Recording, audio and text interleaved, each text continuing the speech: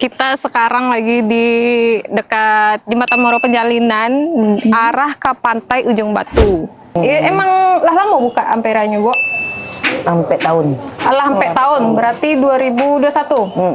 Untuk spesifik Ikan karang, ikan karang, cumi, udang, kerupuk jariang, ikan bakar. ikan bakar. Bukanya dari jam berapa sampai jam berapa, Bu? Jam 9 sampai jam maghrib lah paling lambat. Oh, jam 9 pagi lah, Bu? Ada. Berarti sambanya dari pagi lah ready ya? Lah.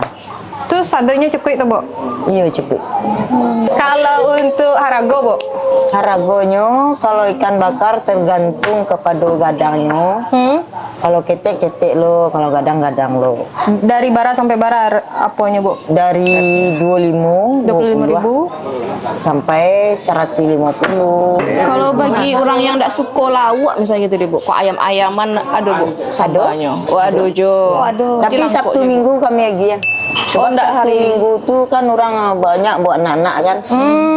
Nah, di stadion yang bakar, yang goreng, yang gulai. Kalau hari Sabtu Minggu biasa, saya berarti, Bu. Kok hari biasa enggak ada, Do? Kadang-kadang ada, Kadang-kadang enggak. ada. Tapi acok Sabtu Minggu.